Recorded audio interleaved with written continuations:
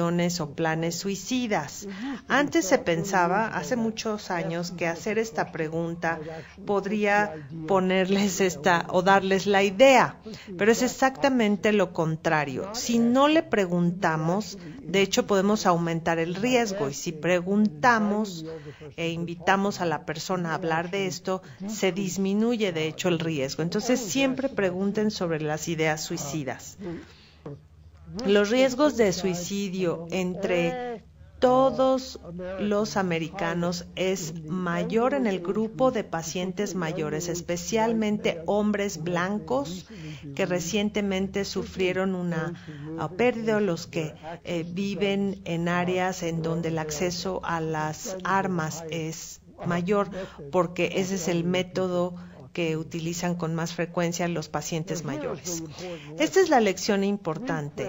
El 75% de los pacientes mayores que exitosamente se suicidan visitaron a su médico al menos un mes antes de suicidarse.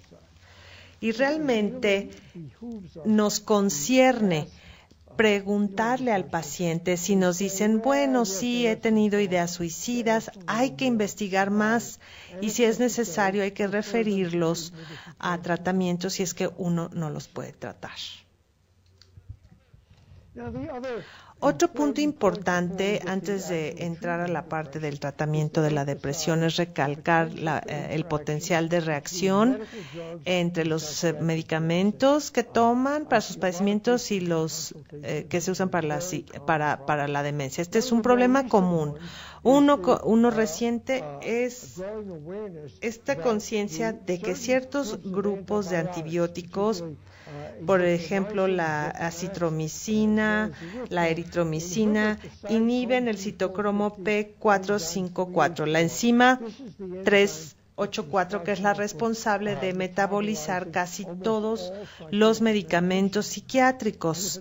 Y si al paciente le dan citro, los niveles en sangre de estos fármacos aumentan. Y recientemente vi a un paciente maníaco depresivo, estaba deprimido, estaba tomando un antidepresivo y su médico le dio citro para una infección concomitante. Se volvió maníaco rápidamente porque el cipro afectó la absorción. Entonces también hay SSRIs que les muestro en la diapositiva que tienen el mismo efecto. Con estos antecedentes, entremos al tratamiento. Ahora, todos los antidepresivos en los pacientes mayores tienen un efecto moderado. Hay muy poca información que sugiera que un fármaco o una clase de fármacos es más efectiva que cualquier otra, a pesar de toda la publicidad que se hace y la comercialización que hacen los fabricantes.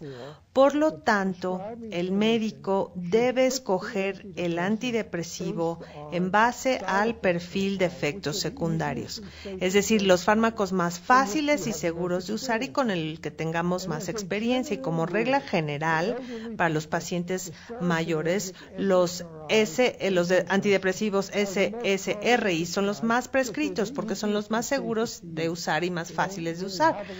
No tienen efectos cardíacos, ni efectos anticolinérgicos, ni la disfunción sexual no es un problema o para nada a veces. Entonces es más fácil usarlos y todos los recomendamos. Lo único que hay que recordar con los SSRIs o los ISRS es que citalopram tiene una advertencia de caja negra y de no usar dosis de más de 40 miligramos porque se puede ampliar el intervalo QTC. Pero de todas maneras no recomendamos dosis de 40 miligramos a los pacientes mayores de cualquier manera. Los de acción dual, como Effexor, Cymbalta, se usan comúnmente en estos pacientes con una dosis baja, o el Butrin, Bupropion, son buenos también para los pacientes mayores, son activadores la gente por la depresión tiene menos energía y entonces pueden encontrar esto útil. En general, no recomendaría a los médicos generales utilizar tricíclicos e inhibidores de la MAO a menos que sepan usarlos muy bien, porque estos fármacos tienen efectos secundarios mucho más serios y son más difíciles de utilizar. Ahora, los SSRIs, como les dije, son eficaces, no tienen los efectos secundarios anticolinérgicos, casi no tienen efectos cardíacos con las dosis bajas recomendadas, sí inhiben los sistemas enzimáticos y del citocromo. Estos sistemas enzimáticos, cuando se inhiben, aumentan el nivel en sangre de esteroides, de antibióticos, de anticonvulsivantes, de las benzodiazepinas, y estos son los fármacos que aumentan en sus niveles en sangre. Entonces, a las dosis terapéuticas, estos problemas no son clínicamente relevantes, es solo cuando las dosis son muy altas. Los SSRIs no solamente son buenos para la depresión, sino para otras cosas. En la gente mayor, esta es una gráfica robusta que muestra que son buenos para los síntomas menstruales o menopáusicos en las mujeres. También los tricíclicos, si van a usarlos, necesitan un electro antes y seguirlos, porque los tricíclicos aumentan el intervalo QTC. Los medicamentos como la venlafaxina, Cymbalta, desvenlafaxina, que es Pristiq, no tienen interacciones medicamentosas significativas, no aumentan el intervalo QTC, pero sí pueden aumentar la presión arterial. Bupropión o el Butrin, como les dije, son seguros, pueden ser activadores, que es bueno, pero pueden interferir con el sueño y esto no es bueno. Y como les dije en la plática previa, reducen la ansiedad.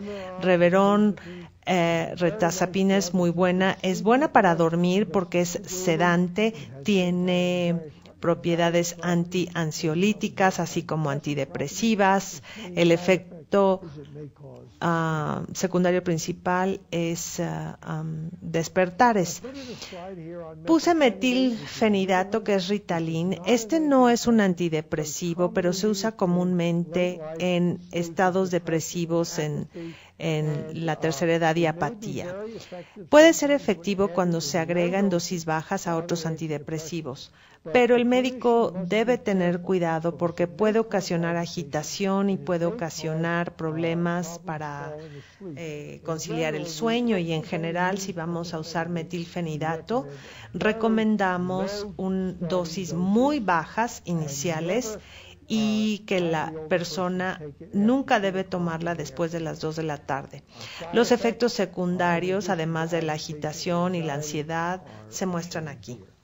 Pero el metilfenidato per se no es antidepresivo y no se debe utilizar como tal.